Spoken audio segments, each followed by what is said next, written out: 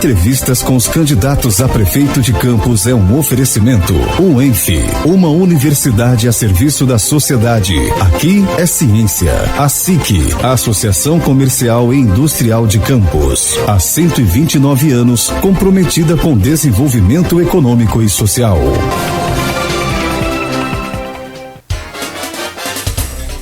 7h42, de volta com Folha no Ar, primeira edição. Hoje conversamos com a Odisseia Carvalho, candidata do PT à Prefeitura de Campos, ao vivo já conosco por videoconferência. Aqui agradeço mais uma vez aí a presença aqui no Folha no Ar, primeira edição, e trago o seu bom dia, candidata, e seja muito bem-vinda mais uma vez. Bom dia, Odisseia. Bom dia, Cláudio, bom dia, Aloísio, bom dia, Arnaldo, e a todos os ouvintes da Folha no Ar, e mostrar mais uma vez a importância de estarmos realizando esses debates com todos os candidatos e candidatas, para que a população possa estar ouvindo as nossas propostas e avaliando, quem será o nosso ou a nossa prefeita de Campos. Então, muito obrigada por este momento e a importância deste momento de estarmos aqui expondo e debatendo ideias. Odisseia, bom dia. Hoje, um dia especial, a gente vê previsto isso na sua primeira entrevista, na primeira rodada do Folha no Ar, dizendo que hoje é um dia especial, e vou começar hoje, enquanto durar a apuração da eleição americana, com essa pergunta. O que você, como mulher, como política, como brasileira, espera dessa eleição dos Estados Unidos do presidente, vencendo Trump ou vencendo Biden? Bom dia. Bom dia. Primeiro, o que eu espero é que o Biden vença.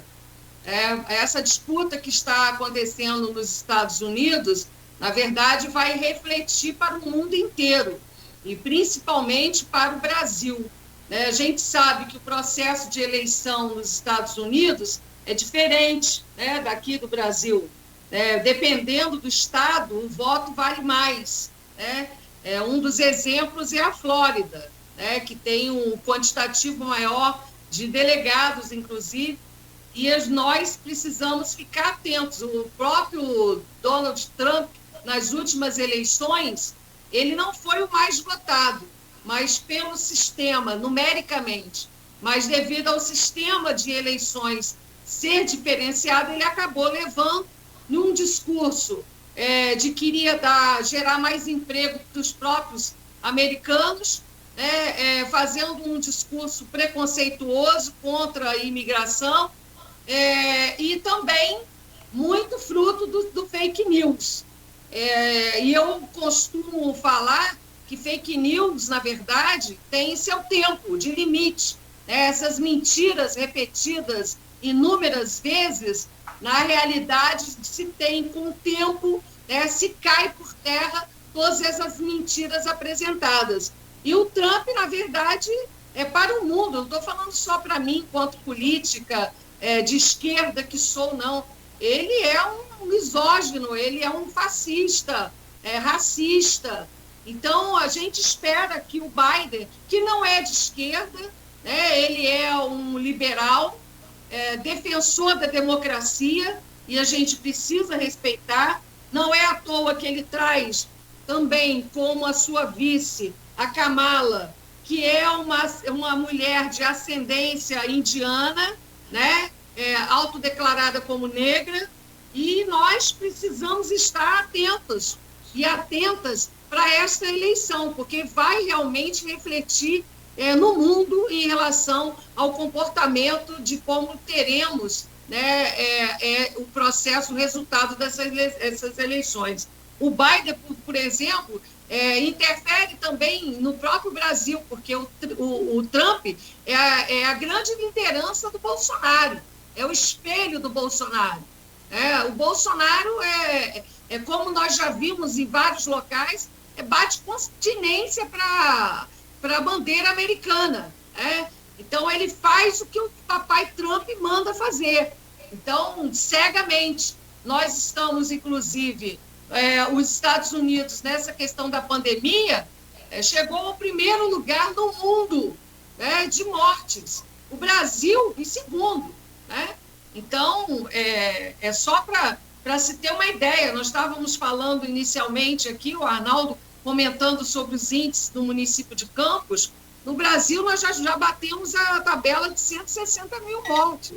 E nós corremos o risco de uma segunda onda, né? A Espanha já começa a fechar, ter algumas medidas restritivas, não só a Espanha como outros países, e nós vamos, a Fiocruz já tinha avisado isso também, e nós vamos também entrar na segunda onda da Covid. O Biden, por exemplo, ele me transpassa, né, uma linha de democrata, né, em que ele vai realmente fazer mais para a população, né? Nós estávamos conversando aqui sobre a questão da fixação do salário mínimo, né, que é uma das propostas que ele apresenta. Ele também falou em defender a Amazônia, né? Olha o que está acontecendo com o nosso país em relação ao ambiente, né? De declarações que se contrapõem a pesquisas, a órgãos, institutos que não são de esquerda, são pesquisadores, cientistas, que fazem o levantamento da questão das queimadas, né? Então, quer dizer, nós vamos ter que dar uma revertida, e para nós, né? Eu, principalmente, que faço parte de um partido de esquerda progressista, o Biden vai ser essencial para a gente poder dar essa guinada no mundo, né? Então, com certeza, nós estamos na expectativa de que o Biden possa vencer. Odisseia, esse nosso bloco também, é claro que a gente começou com essa importante informação para o mundo, mas esse nosso bloco é ligado às questões econômicas do município. E eu começo falando sobre isso com você com relação ao julgamento da partida dos royalties previsto para daqui a um mês, dia 3 de dezembro, no Supremo Tribunal Federal. Primeiro, eu queria saber a sua impressão sobre esse processo, se há a possibilidade do Estado do Rio e os demais produtores, São Paulo e Espírito Santo, reverterem essa situação, e na estimativa de que isso não aconteça, de que realmente os royalties sejam partilhados, como administrar uma cidade como Campos, sem essa que se tornou a sua receita mais importante. Bom, primeiro que nós vamos lutar realmente, como já fizemos, realizar a mobilização por todos os estados produtores para que essa partilha dos royalties não aconteça, que a gente permaneça, né, com os royalties, visto que nós somos estados produtores. Então a gente aguarda esta decisão, já foram adiadas diversas vezes, mas precisa também de muita mobilização. Bom, tendo um resultado não esperado, nós vamos ter que continuar fazendo o trabalho que tem que ser feito, que é aumentar as despesas, a receita do próprio município. É bom aqui falar que, infelizmente, 24 bilhões que o município de Campos recebeu de royalties ao longo desses 20 anos, infelizmente não se reverteram para acabar a miséria do nosso município. Muito pelo contrário, hoje nós temos 45 mil famílias vivendo no estado de extrema miséria. E fora as nossas população em situação de rua, que cada vez aumenta mais no nosso município. Então, nós precisamos aumentar esta renda. E é bom também falar que hoje, de acordo com pesquisas, o nosso professor José Luiz Viana aponta isso, nós temos um orçamento de 1 bilhão e 500 milhões, que é o segundo maior do Brasil em número de população. Se compara a Florianópolis, por exemplo. E nós precisamos administrar esse recurso de uma forma correta, que é o que não foi feito ao longo desses governos. Não foi criado nenhum fundo de reserva, como foi feito na Noruega, em Maricá, em Niterói, e aí, numa situação de emergência como nós estamos enfrentando hoje, da pandemia, a gente poderia se utilizar desse fundo. Não foi feito isso. Bom, o que, na verdade, o Partido dos Trabalhadores prega, e que nós não podemos deixar de falar aqui, é que nós não pregamos o ajuste fiscal, em hipótese nenhuma, ainda mais em tempo de pandemia e com o maior índice de desemprego que a gente está enfrentando, inclusive em Campos. São 14,4% no Brasil. Em Campos, nós temos mais de 2.500 desempregados só na pandemia. Então, nós temos que fazer economias. E economias estas seriam passar um pente fino na questão da nossa folha de pagamento. Quando eu falo da folha de pagamento, eu estou falando de 14 mil servidores que nós vamos ter que sentar com o Simprozep, com o CEP, para negociar a questão da folha. Desculpa. CIMEC também. Isso. Para que a gente possa estar fazendo um pente fino e verificando, né, os reajustes, tudo com diálogo com os sindicatos. Em relação à questão dos RPAs, RPAs são trabalhadores que estão aí, são cerca de 8 mil, a gente não tem esse dado com precisão, porque não existe transparência no portal. Então, esses trabalhadores precisam ser regularizados a sua forma de trabalho. Muitos deles, e a gente precisa saber quem é quem, onde estão, né? Quais os políticos estão indicando, porque nós não podemos viver numa situação como a gente vive hoje. Eu sou professora na escola onde eu trabalho, chegou lá um encarregado de um vereador que falou, olha, aqui nessa escola vão vir tantas merendeiras, tantas serventes ligadas ao vereador tal, ou seja, a cidade é fatiada, né, com RPAs. E aí, chega em dezembro, essas pessoas acabam sendo demitidas e readmitidas em março, além de ficarem aí como estavam há 5 meses sem pagamento. Então, nós temos que regularizar a situação trabalhista e vamos, sim, estar enxugando esses RPAs, até que a gente possa fazer o concurso público para termos a garantia, né, que esses trabalhadores não servirão de cabos eleitorais. Tem também os 1.200 TAS, que são cargos de confiança. Na nossa administração, nós queremos trabalhar com servidores. Inclusive, na Prev Campos, nosso diálogo com a Elaine Leão, que é a presidenta do Simprozep, é de que nós vamos estar com eleições diretas com o servidor, inclusive, para a Prev Campos. Bom, além de identificar esse enxugamento das secretarias, da máquina, como acabei de falar, nós também precisamos fazer uma auditoria na arrecadação fiscal, porque nós precisamos atualizar, verificarmos, fazer uma pesquisa da nossa dívida ativa. Existem muitos devedores, de IPTUs, inclusive, no nosso município. Nós vamos fazer essa cobrança, lógico, com diálogo, com negociação, para que a gente possa superar esta fase desses devedores voltarem a pagar no município de Campos. Também o que a gente chama de prática tributária. O que seria isso? Centrar o aumento da arrecadação nos grandes devedores e não nos pobres. Então, nós precisamos fazermos algumas práticas também de enxugamento de algumas concessões de empresas. E aí eu vou citar alguns exemplos. Hoje nós gastamos 94 milhões de serviços públicos. 70 milhões vai para a Vital, que é a empresa que cuida do lixo, e ela é de São Paulo, tá? Então, nós temos hoje no município de Campos 4 cooperativas de catadores e catadoras de resíduos sólidos, que foram aquelas pessoas oriundas do fechamento do lixão no nosso município. Montaram 4 cooperativas e que elas podem fazer o trabalho de coleta seletiva, de educação ambiental, que conhece sobre o assunto. Então, conversando, dialogando com as lideranças das catadoras, o que eles precisam de um plano de resíduo sólido no nosso município e precisa que 50 mil reais seja aplicado em cada uma das cooperativas. Olha a economia de 70 milhões para 200 mil reais por mês. Vou falar de uma outra realidade de economia. 40 milhões é gasto com a merenda escolar no nosso município, vindo do Espírito Santo, tá?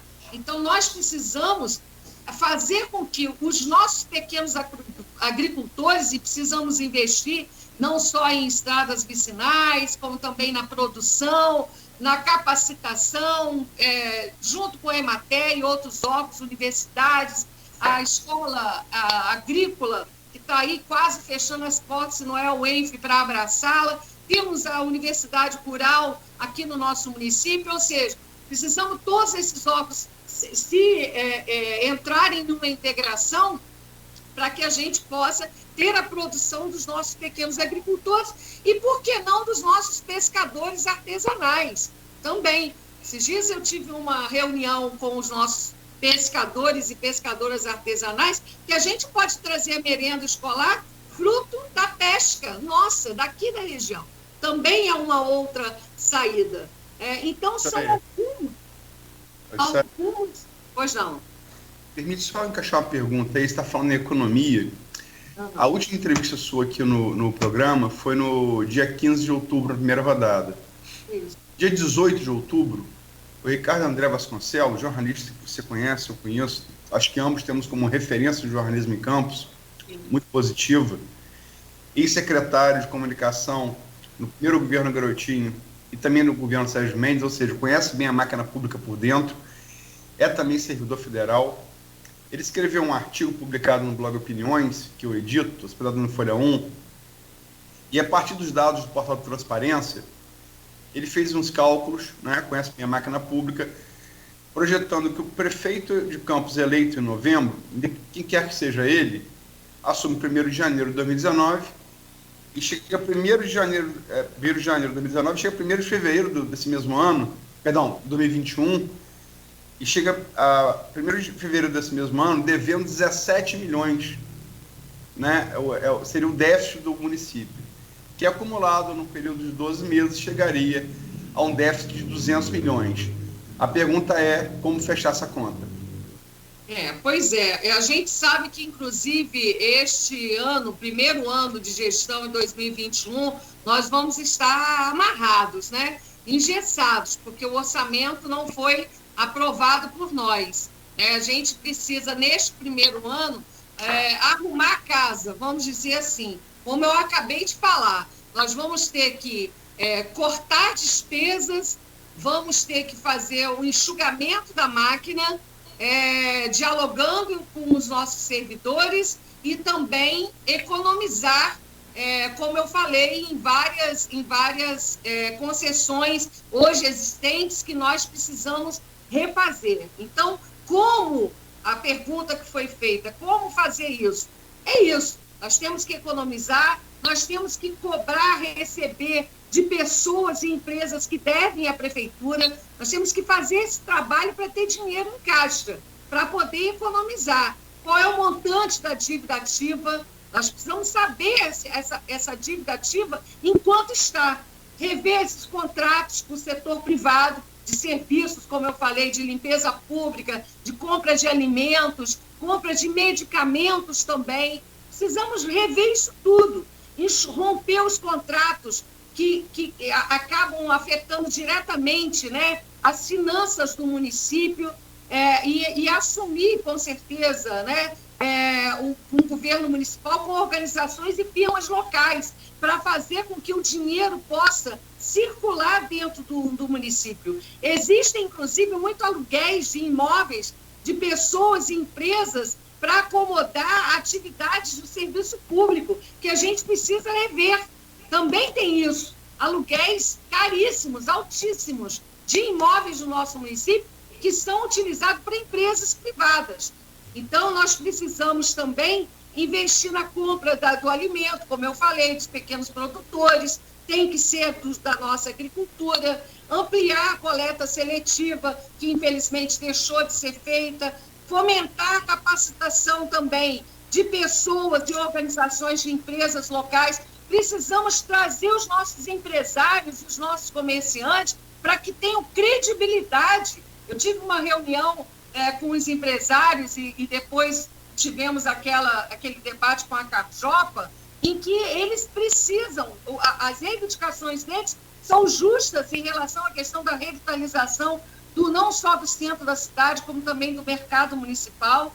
Então, nós precisamos capacitar pessoas, organizações, empresas locais, prestadores de serviço à municipalidade, ou seja, precisamos valorizar as nossas empresas. Tem muitas empresas aqui no município que geram emprego, é verdade, mas nós precisamos valorizar principalmente as nossas empresas locais para que esse recurso possa ficar aqui no município e não ir para outros estados. Deixa eu colocar aqui 2 perguntas que são relativas ao tema do bloco, feitas no grupo de WhatsApp do programa. Uma é do radialista Arnaldo Garcia. São 2 perguntas, vou fazer primeiro do Arnaldo Garcia. Candidata, a senhora acredita mesmo que o próximo prefeito terá coragem para tomar as medidas necessárias para enxugar a máquina, por exemplo? E a senhora como fará isso caso seja eleita? E a pergunta também, que é correlata, da Silvana Venâncio, jornalista. Qual a solução para a crise financeira, na sua opinião? Por onde para tentar estancar essa sangria econômica? Olha, coragem todo mundo tem que ter. É igual o que acontece dentro da sua própria casa. Se você ganhava um X salário e há uma redução do salário da família, você tem que se verificar onde você vai gastar. Claro que você não vai poder cortar os serviços essenciais. É isso que nós vamos priorizar no município. Os serviços essenciais como saúde, como transporte, como educação, nós não podemos mexer, mas nós podemos enxugar, sim, a máquina pública. E precisa ter coragem para fazer isso, e nós vamos ter, porque senão a gente acaba prejudicando principalmente a população mais vulnerável desse município. Então, nós temos que reverter esse quadro, nós temos que fazer essa redução, né, da folha de pagamento, rever os contratos que dão prejuízos ao nosso município e não ficam esse recurso no nosso município, né? Nós precisamos fazer principalmente a geração de emprego e renda, para aumentar a arrecadação do nosso município. Nós temos que o setor da economia, nós temos hoje, por exemplo, o Porto do Açu, que é próximo daqui. Precisamos capacitar os nossos jovens para que tenham acesso, inclusive, a trabalharem no Porto do Açu e gastar o seu próprio recurso aqui dentro do nosso município. Então, esse primeiro ano, ninguém está dizendo que esse primeiro ano vai ser fácil, vai ser um primeiro ano de muitas dificuldades, mas nós temos certeza que a nossa equipe vai estar verificando, adequando as finanças para que nos próximos 3 anos a gente possa reverter o quadro da economia, deixando claro que nós queremos um desenvolvimento econômico, mas com justiça social. Isso a gente não abre mão. Odisseia, você já citou aí, quando você falou sobre a estrutura da máquina, você citou um número que você colocou como um número que não é muito claro de RPAs. Mas, independente de qual seja esse número, o próximo gestor vai herdar aí algumas folhas pendentes. Você citou que já ficaram 5. Como equacionar isso? Qual o seu posicionamento a esses RPAs que vão ficar com essas folhas pendentes do atual governo? Como eu falei, esses RPAs, na verdade, uma parte deles está ligada a indicações políticas partidárias, né? Nem todos, né? Então, nós precisamos fazer um verdadeiro pente fino para saber onde está, quem são e o que estão fazendo, se estão realmente trabalhando ou não. A outra questão é fazer um enxugamento, né? A partir desses dados, desse levantamento, um enxugamento nos RPAs, não tem como não fazer. Depois de fazer esse enxugamento, nós queremos fazer a contratação de firmas, onde tiver necessidade dos RPAs, aonde tiver necessidade do RPA. Bom, para quê? Para que a gente possa dar a regularização de trabalho a esses profissionais, porque eles não têm FGTS, se eles ficarem doentes, eles não têm nenhum amparo legal, não tem nada. Direitos trabalhistas, zero. Então, este é um dado. E a outra situação, depois de contrato de empresas, a nossa visão é melhorando a economia que a gente possa realizar o concurso público. Que a gente não abre mão de concurso público, tá? Então, vão ser etapas que nós vamos ter que fazer para poder chegarmos aí sim ao concurso público, para dar dignidade a essa classe trabalhadora. Você falou em 8 mil reais. Beethoven já falou aqui, ex-candidato, tirou a candidatura para a doutora Valesca, em 9.500, atribuiu a Jorginho Virgílio depois disse que não tinha dado informação. O número oficial surgiu 4 mil, esse número de 8 mil, que é o dobro, qual é a fonte? Pois isso, os nossos servidores públicos municipais, conversando com os sindicatos e com alguns cientistas políticos, eles falam isso, tá? É em torno de 8 mil. Justamente por não ter transparência no portal, porque eu acho que isso tinha que ser, de uma forma, isso tinha que estar no portal da transparência, né? A administração pública realmente, de fato, dizer quantos são RPAs. Por isso que há essa estimativa de 8 mil, e nós vamos, quando entrarmos na nossa administração, nós vamos ter que fazer um verdadeiro pente fino para saber quantos são realmente e como vamos agir diante do número que aí está colocado. Mas, Odisseia, e com relação a essas folhas que ficam, essa é a minha dúvida. Vai auditar, vai pagar parcelado, dá para encaixar no orçamento? Como que fica? Quem trabalhou? Nós vamos ter que fazer uma auditoria. Lógico que quem assume, ela herda ônus e bônus, isso é claro. Mas nós precisamos fazer uma auditoria, sim, para que a gente possa entender onde foram gastos, como foram gastos, e aí sim fazer o pagamento dentro do orçamento, nem que seja negociado e parcelado.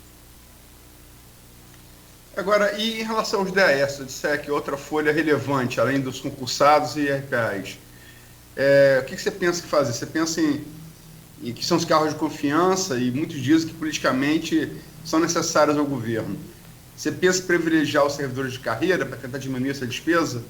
Sem dúvida nenhuma, Luísio. A nossa proposta é trabalhar com os nossos servidores.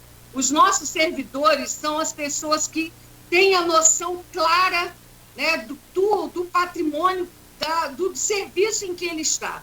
E aí eu vou até te citar aqui um exemplo, né, de um cargo de confiança que era uma vice-diretora de uma escola, e aí deixou de ser vice-diretora da escola, e aí, porque era ligado ao vereador tal, ela passou a ser diretora de um posto de saúde. Ou seja, você deixa claro que esses cargos de confiança são apenas cargos eleitorais, como eu disse, loteados no município de Campos. Nós não podemos trabalhar com esta lógica. Nós temos que trabalhar com a lógica do servidor público e a valorização dos nossos servidores públicos municipais. Inclusive, como eu falei anteriormente, nós vamos tirar totalmente os nossos cargos de confiança e vamos trabalhar com os servidores, porque eles sabem qual é a realidade existente no nosso município, em cada setor do trabalho. Não é à toa que nós estamos tendo aí a questão da reforma administrativa imposta, né, pelo governo Bolsonaro, que quer acabar com os servidores públicos. E eu não sei se vocês sabem, mas cerca de 90% dos nossos servidores estão no município, né? E isso, a ideia do Bolsonaro em acabar com os nossos servidores, não dá mais estabilidade, né? É porque aqui no nosso município é que estão, inclusive, os serviços essenciais de saúde, de educação, né? Então, são os servidores que estão, basicamente, a sua grande maioria, e também da assistência, nesses setores. Então, nós precisamos fazer a valorização dos nossos servidores, e eles terão competência, com certeza, para assumirem esses cargos de confiança hoje existentes no nosso município, que é em torno de 1.200 servidores, cargos de confiança na Prefeitura de Campos. E é isso, nós teremos uma grande economia também. Mas dá para reduzir esses cargos de confiança, Odisseia? Com certeza. Um minuto para encerrar, hein, candidata? Eu quero, na verdade, a nossa proposta é zerar os cargos de confiança, porque nós podemos ter pessoas e servidores no município, que possam assumir em condições à frente do trabalho. Quem mais conhece sobre a saúde do que um servidor público da área de saúde? Quem mais conhece sobre a educação como uma servidora da educação para assumir a gestão de uma direção da escola? Então, a Previdência, quem mais sabe em relação à questão da situação da Previdência do que um servidor aposentado? Então, nós precisamos ter a valorização dos nossos servidores. E a nossa proposta é que a gente realmente faça esse trabalho da substituição dos cargos de confiança pelos servidores. Obrigado, candidata. São 8h12, os 30 minutos conforme falamos, né? Tudo ok. Vamos ao intervalo e voltamos em instantes com a segunda rodada de entrevistas com os candidatos à Prefeitura de Campos, hoje recebendo a Odisseia Carvalho, candidata do PT, e o programa tem o oferecimento dos laboratórios Plínio Bacelar e Clínica Proteus.